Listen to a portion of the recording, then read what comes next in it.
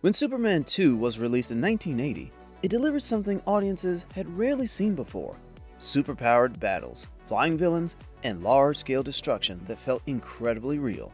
And all of this was created decades before modern CGI existed. Director Richard Lester and the filmmaking team relied on practical effects, miniatures, wire work, and clever camera tricks to bring Superman's world to life. Everything was built, staged, and captured physically. And once you see how these scenes were actually filmed, you'll realize just how creative and innovative old-school filmmaking truly was. At first glance, the Fortress of Solitude scenes in Superman 2 looked like they were filmed in a real icy location somewhere in Antarctica, but in reality, this entire frozen world was created inside studios in England, mainly at Shepperton Studios and Pinewood Studios. Instead of real snow, filmmakers used materials like salt, crushed foam, and plastic to create the look of ice on camera. The iconic crystal structures of the fortress were built using styrofoam, reflective plastic, and glass-like materials, and carefully lit to give them that glowing, alien-tech appearance. One of the smartest techniques used here was matte painting. Large painted backdrops were placed behind the set to create the illusion of endless icy landscapes and distant mountains. With perfect camera angles, it became almost impossible to tell where the real set ended and the painting began. During the fight between Superman and General Zod's team, everything was achieved using practical effects. Actors were lifted using wires and harnesses to simulate flying. When Superman throws an opponent, it wasn't done in one continuous shot. It was filmed in multiple parts and edited together.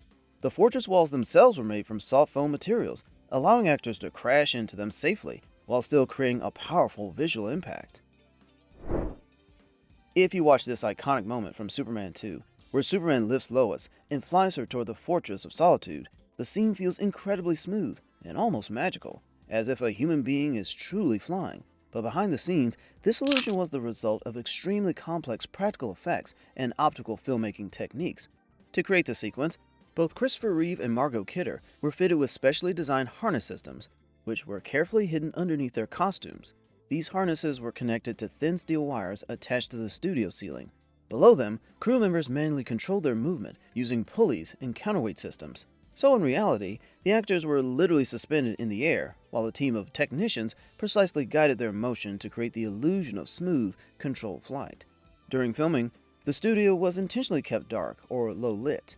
This helped hide the ultra-thin wires from the camera, making them nearly invisible. Once the footage was captured, the illusion was enhanced further using optical compositing.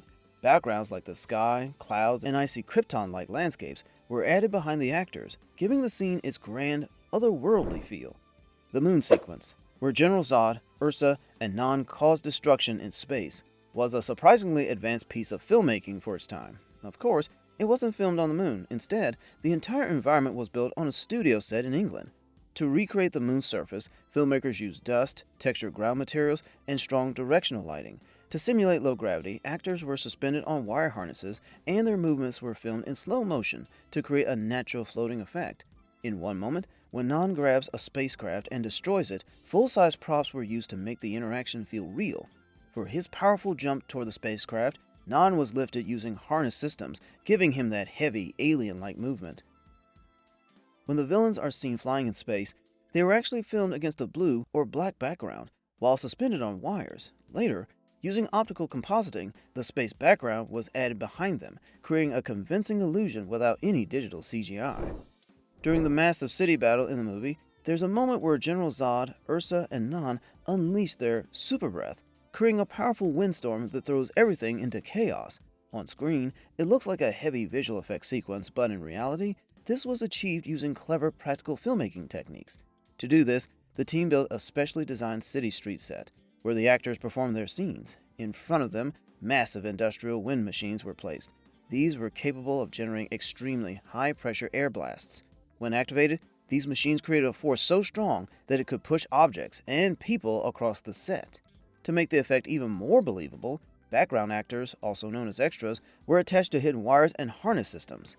As the wind machines blasted air, these extras were simultaneously pulled backward using wires, making it look like they were being violently thrown by the storm.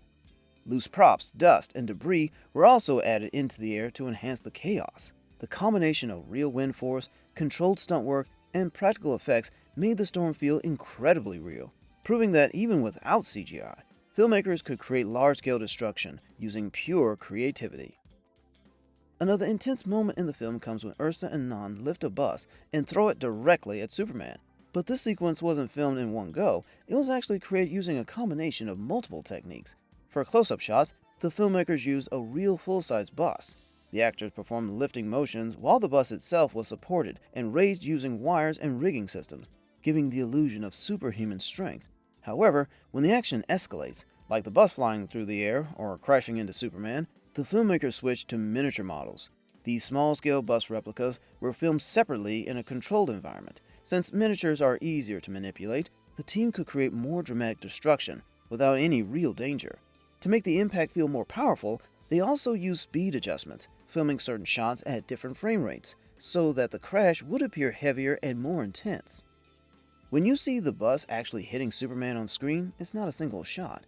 It's a carefully edited combination of real actor footage and miniature destruction seamlessly blended together. This entire sequence is a perfect example of how old-school filmmakers use practical effects, miniatures, and editing tricks to create action scenes that still feel believable even today.